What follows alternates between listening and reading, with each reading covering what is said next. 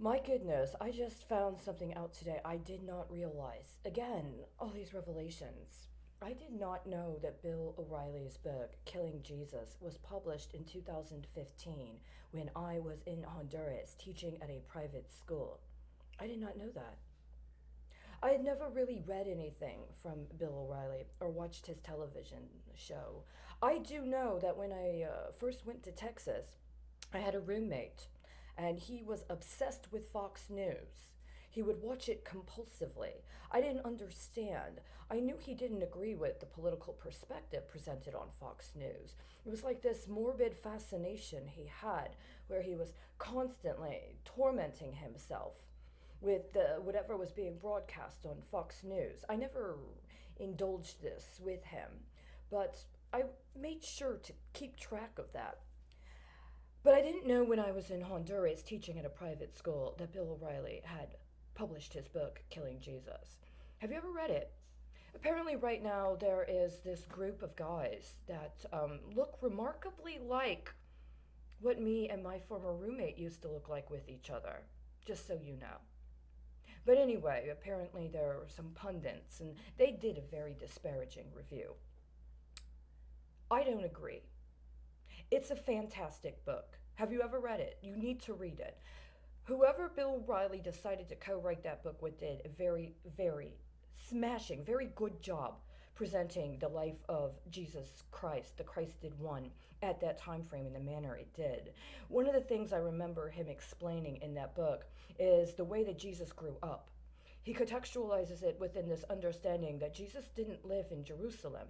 And I remember very distinctly a passage where he's recounting what it would mean, not necessarily specifically to Jesus or exclusively to Jesus, but to be a young man like Jesus from where he was, that would be required to go to the temple in the holy city. It would be required to make a pilgrimage to the holy city with his family as part of their tax due.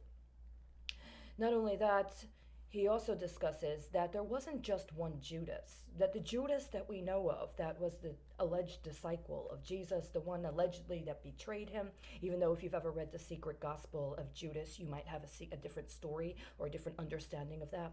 But one of the things he talks about is that Judas was not alone, that there were other men at that time that went by the name Judas.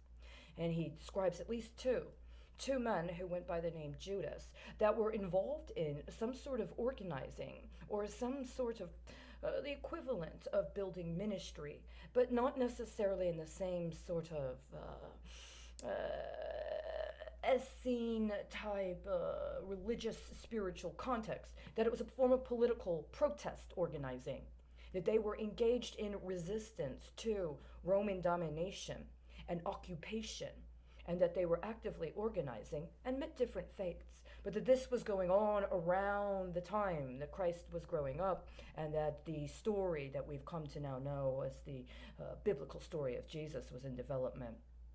But what he also discusses in more than one section, you have to go look at the index in the back to get the references and then cross reference with other things that are related so that you can find the actual passages. I didn't get the chance to read the whole book all the way through. I usually don't. But he describes the system of Roman taxation. And he describes not just, this phrase that he died for taxes. It's not that it's simple. He actually describes what the Roman taxation system was doing to that specific area and to the people that would be required to make a pilgrimage. He discusses the political distinction between the Roman Empire collecting the taxes and who and what would be the sort of local interlocutors that would engage in the actual collection process and the decision making around the administration of the process.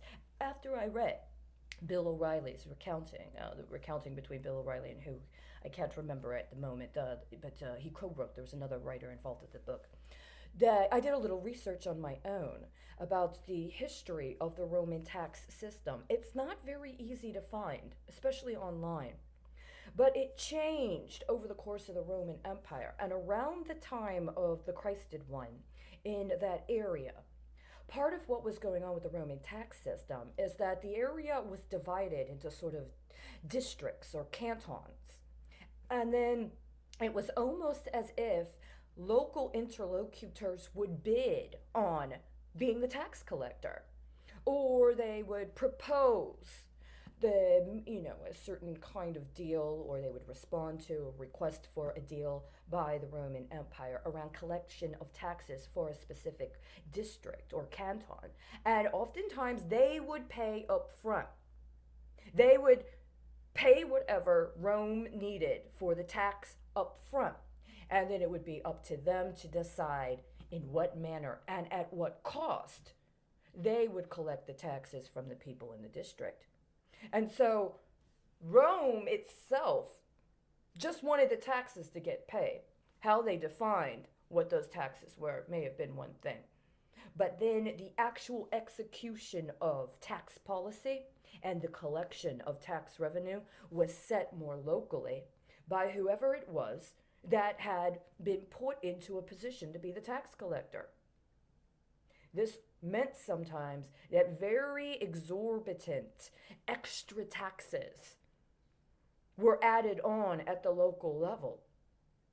This may even have been a part of how it was that around the time that the Christed One was coming into his ministry, many of the people he was organizing were people that were Jewish, but had not been a part of a Jewish community or a Jewish ministry or a Jewish holy life, because they'd been displaced.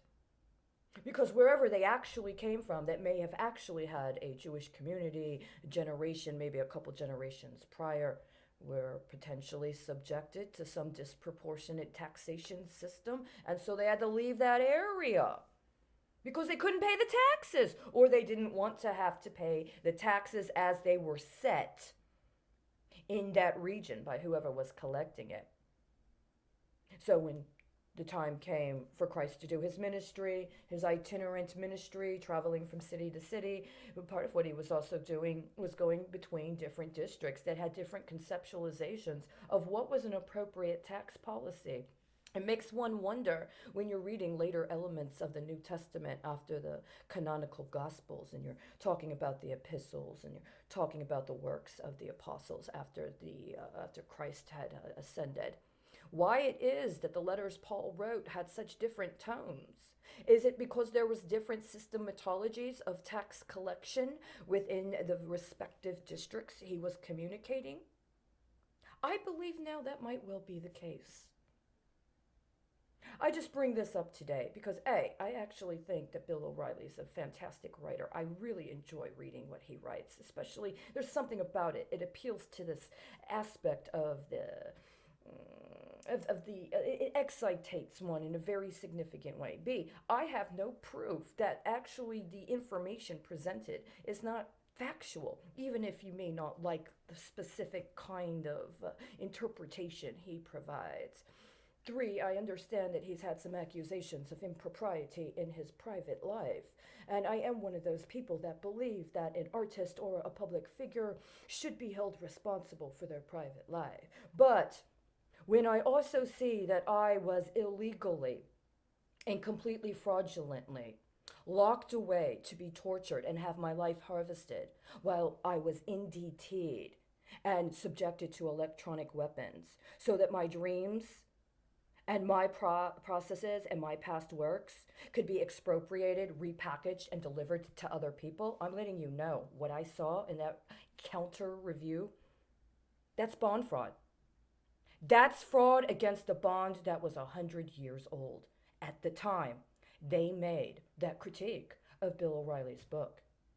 And if you think you're qualified to be journalist, I'm going to let you know I have every intention of collecting from you.